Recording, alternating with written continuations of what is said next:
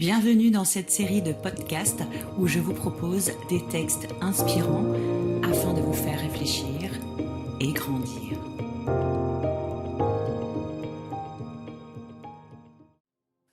Le conte du magasin de la vie. Il était une fois une petite fille qui avait imaginé que la vie était un immense magasin, une sorte de caverne d'Ali Baba, dans laquelle devaient se trouver toutes les réponses à ses besoins les plus essentiels. Bien plus tard, devenue une jeune fille, elle avait beaucoup de mal à trouver un emploi. Elle aurait souhaité un travail suffisamment bien payé pour lui permettre d'acheter selon son choix dans le magasin de la vie.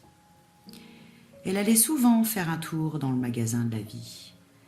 Elle avait ainsi repéré un rayon cahier pour tenir un journal secret, l'odeur de sa mère, la voix de son père, la maison de son enfance, sa façade et aussi son intérieur.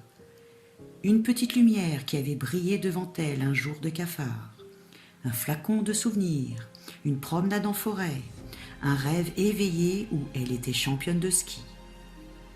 Elle ne savait comment payer et ne pouvait donc acheter même pas un seul de ces produits fabuleux. Tous demeuraient inaccessibles. Elle se sentait de plus en plus démunie. Un jour, elle osa entrer dans le magasin et trouva un nouveau rayon, le désir de grandir. Elle n'avait toujours pas assez d'argent pour acheter cet article ou ce produit-là, appelez-le comme vous voulez. Pour rentrer chez elle, elle évita soigneusement deux chemins, celui qui s'appelait choisir un travail pour acheter le désir de grandir, ou l'autre qui était rejeter le travail pour rester petite fille. Elle choisit le chemin nommé paralysie, celui qui permettait de ne pas choisir. Elle se sentait cependant prise dans un piège qui se mordait la queue. Elle s'écriait parfois avec colère.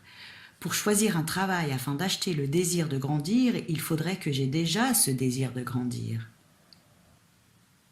Elle retournait souvent dans le magasin de la vie pour regarder sur l'étagère le flacon inaccessible qui contenait ce désir qu'elle n'avait pas et qui lui faisait envie, et pas envie en même temps.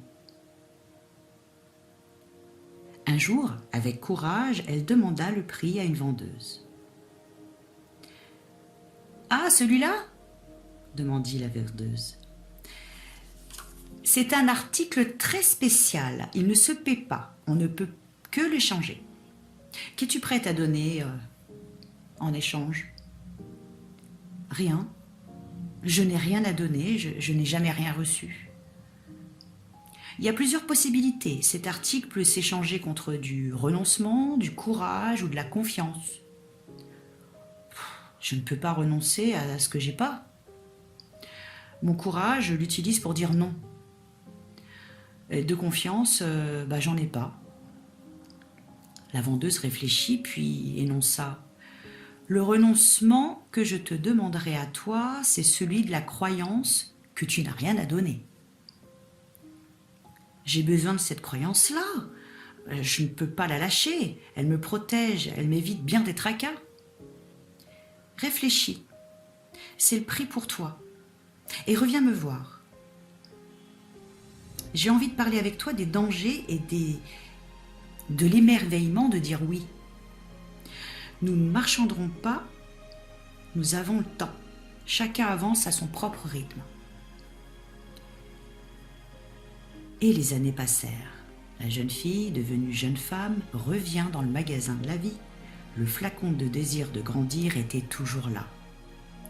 Et c'est un vendeur qui l'accueillit. Il lui demanda si elle était prête à payer de prix nouveau, parce que le prix à payer était accepter d'avoir une croyance à elle seule, une croyance qui soit sienne, une croyance sur laquelle elle puisse s'appuyer pour construire son chemin de femme. C'était très difficile pour elle d'avoir une croyance propre, parce que jusque-là, elle s'était entourée des croyances des autres. Elle revint cependant dès le lendemain, déposa dans les mains du vendeur une croyance personnelle. Je sais que je peux faire confiance à ce que je ressens et ose dire non. quand cela ne correspond pas à ce que j'éprouve ou à ce que je veux. Le vendeur lui fit un grand sourire et lui remet le flacon du désir de grandir. La jeune femme prit le flacon, le serra contre elle et sortit du magasin avec un grand soleil tout chaud, chaud à l'intérieur d'elle. N'oubliez pas que très très souvent, nos croyances sont celles invoquées par les autres et dans une grande majorité des cas, ces croyances sont limitantes. Donc posez-vous la question, quelles sont mes croyances et est-ce qu'elles sont limitantes ?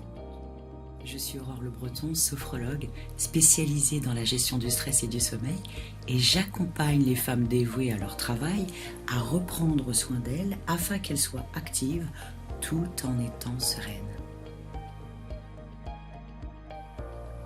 Donc maintenant, il ne te reste plus qu'une chose à faire. Si ce podcast t'a plu, aime, commente, partage, agis. À très bientôt.